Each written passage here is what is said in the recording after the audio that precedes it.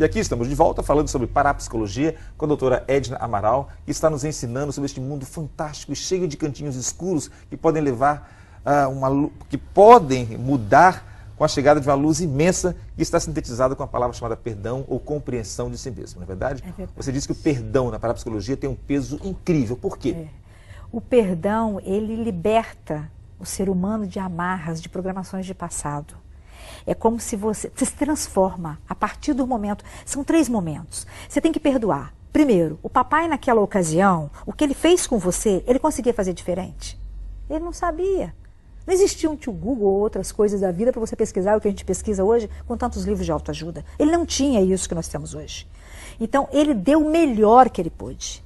Então, quando você começa a fazer essas compreensões, e aí nós usamos a questão de perdão ao pai, pedir perdão por tudo que você fez também, por aquilo que ele fez com você, e você se perdoar por ter guardado aquilo esses anos todos. Eu vou usar um exemplo até familiar. A minha mãe, por exemplo, ela não consegue dançar até hoje. Ela tem 72 anos e morre de vontade de aprender a dançar bolero, essas coisas aqui, né, da idade dela.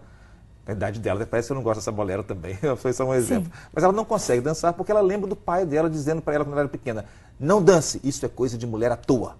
Essa palavra ficou tão forte nela que ela não consegue nem movimentar um braço quando a música toca. Exatamente. É o bloqueio. Naquele momento, quando o papai diz isso para ela, lá no subconsciente, registrou que dançar era coisa de puta, ou né, forma que eles colocavam. Né? Então, todas as vezes que elas buscar entrar num lugar que ela tenha que dançar ou dar um passinho ou se mexer, vai travar tudo. Porque o subconsciente vai falar: você não pode fazer isso. A razão busca, a emoção manda o arquivo, igual dirigir. O estímulo vai. Abre o arquivo lá, você não pode dançar, porque senão você é uma puta. E ela vai travar. Tem pessoas que não conseguem sair do lugar. Olha que coisa louca, né? Não consegue sair do lugar. Minha mãe, ela entra em pânico quando alguém chega e fala: quer dançar comigo? Ela vai capaz de segurar na cadeira e pular e aliás, e grudar ali, que coisa horrível. E a gente também tem exemplos próprios, né? Sim. Eu atendi um rapaz, Wesley, eu posso falar porque esse caso foi para congresso, que ele me permitiu e tudo. Ele trabalhava com 25 seguranças, homens, sabia manusear todas as armas. Ele tinha medo de barata. Esse homem, quando ele viu uma barata, a barata mudou a história. Ele foi para o alcoolismo por conta de uma barata. Que isso? Por quê? Porque um dia ele saiu de casa gritando a barata, os vizinhos viram ele gritando, ele começou a não chegando em casa cedo mais por conta para não ver os vizinhos, começou a ficar fazendo hora na rua, foi para o bar, começou a beber e começou entrando no vício. Olha como uma coisa vai levando a outra. E o problema dele onde foi? Quando ele era criança, ele engatinhando, ele demorou muito a andar. E a mãe tinha pavor à barata. E a mãe tinha mania de limpeza. E aí ela achou, ele viu uma baratinha no chão e colocou na boca. Quando a mãe viu ele com a barata na boca, o grito da mãe foi tão desesperador que ele desmaiou. E ao desmaiar, foi levado para o hospital e quando a mãe falava, ele desmaiava. A mãe falava, ele desmaiava. E daí, quando a gente voltamos tudo isso e compreendemos que a barata simplesmente era uma vítima. Quem tem medo de barata, compreenda que a barata é uma vítima. Ela não pode fazer nada com você. Se dá um sopro, ela vai embora. Né? O problema é o que houve naquele momento onde você visualizava uma barata. A barata é o fato desencadeador que gera todo o mal-estar no corpo. Ele desmaiava, ele sentia mal-estar porque ele tinha a sensação do desmaio. Que loucura, né? E a gente olha a barata e a gente enxerga e faz uma leitura do que foi dito pra gente a respeito da barata a vida inteira, não é verdade? De repente, como você falou, é só uma bobagem, mas a gente, enfim, foi ensinado diferente. Agora, o que existe de religiosidade ou não religiosidade permeando, envolvendo a parapsicologia? As pessoas ainda carregam dentro de si uma programação de que parapsicologia não é coisa... talvez coisa não falando das religiões, como se fosse uma coisa de espiritismo. Então, às vezes, tem muita resistência em procurar parapsicologia. Na verdade, gente, é uma ciência. Ela trabalha o ser humano para organizar ele, trazer o equilíbrio, trazer a harmonia, trabalha relacionamento, trabalha a questão de concurso. Quantas pessoas que eu atendi que tinham bloqueios para concurso? Trabalhamos a questão de depressão, trabalhamos ansiedade, trabalhamos medos, fobias, síndromes de pânico, isso é o mal da nossa humanidade hoje. Mas existem vertentes que usam a parapsicologia dentro da sua religião, ou usam religião dentro da parapsicologia? Por exemplo, pode ser uma coisa que a senhora não usa dentro do seu dia a dia, da sua escola de parapsicologia, mas tem outro que usa? Existe a escola católica de parapsicologia, isso eu queria saber. existe, é do Quevedo, né? Ok. Quevedo é uma escola católica. Existe a escola espírita de parapsicologia. E existe essa científica independente do sistema Que é a da Grisa, senhora. É, que eu participo. Então, lá dentro da sala de aula, que é dentro da pós-graduação que nós temos, não se fala em religião, nós falamos de Criador. Nós não entramos no mérito de religião, apesar de termos todas as religiões ali dentro, né? Agora, cada um vai levar aquilo que ele aprendeu para dentro da realidade dele. Agora, eu acho que ciência e religião podem caminhar perfeitamente juntas. A teologia, o pastor que a gente tem lá junto com a gente, pastor Simão, ele fala, essas duas coisas combinam muito bem.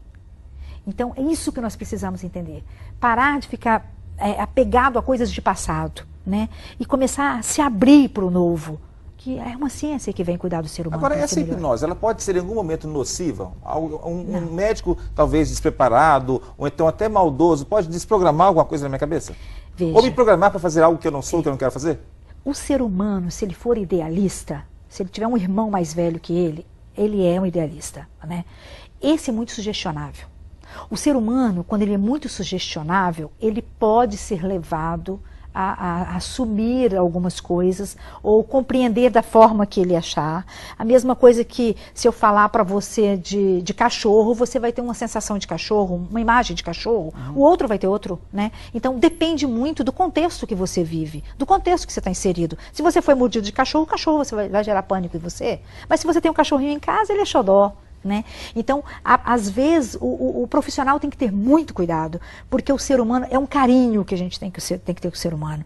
Porque se ele for sugestionável, aquilo que você falar, ele vai levar para a vida. Entendi. Então, é procurar profissionais realmente que têm esse carinho pelo ser humano, que se preocupa com essa essência do ser humano, que entende muito além, que entende que tem estruturas de personalidades diferentes, que o contexto interfere, que pessoas idealistas têm mais facilidade de ser sugestionável. O pragmático não. O pragmático já é mais executador, ele é mais trabalhar em questões de liderança. O idealista não. O idealista ele já é mais frágil por si só, né? Compreender essa diferença para que, de fato, tenha-se um resultado positivo. Olha, eu quero que a senhora volte ao programa, porque eu estou agora com outras dúvidas, com mais vontade de saber, por exemplo, sobre a esquizofrenia, sobre as pessoas que têm várias personalidades dentro dela. Já vi filmes incríveis de pessoas em que num corpo só, parece que habitam várias pessoas diferentes, e que não é necessariamente uma possessão demoníaca ou nada assim. Então, é um assunto muito extenso, ele é cheio de ramificações, não é verdade? Sim, e que, sim. por conta disso, longo, ele é né? fascinante, não é? É verdade. Olha, eu sei que a senhora me trouxe um presente aqui, eu já vou pegando, vou mostrar, porque está na hora de fechar o programa. Esse é o primeiro livro que nós indicamos para os nossos alunos de parapsicologia, porque é o primeiro estudo, né? Então, por isso que eu trouxe para você, né? Porque eu acho que é um caminho para você começar a entender melhor a parapsicologia. Ah, muito obrigado. E aí dentro também eu coloquei tem um folderzinho do nosso curso que vai acontecer em Cachoeiro de Itapemirim, lá na cidade de Eita, lá em Cachoeiro. Então, 16, 17 e 18 nós estaremos lá oferecendo um curso para as pessoas. E com esses cursos também você não tem noção que benção que é para as pessoas. Porque eles compreendem muita coisa, né? E a gente vai ter 3 noites para isso. Eu acho que eu quero te trazer mais vezes aqui, tá bom? Sim. Muito obrigado mais uma vez, tá Obrigada, bom? Pela sua presença, obrigada. pelo presente que foi a sua presença. Você E é presente muito especial. também. Obrigada. Meninos, meninas, senhoras e senhores, chegamos ao final dessa edição do nosso querido Sala News, que volta todo dia com você, aqui, aliás, de segunda a sexta, na sua Record News Espírito Santo. Beijão e até a próxima, aqui, no Sala News. Você e eu e você.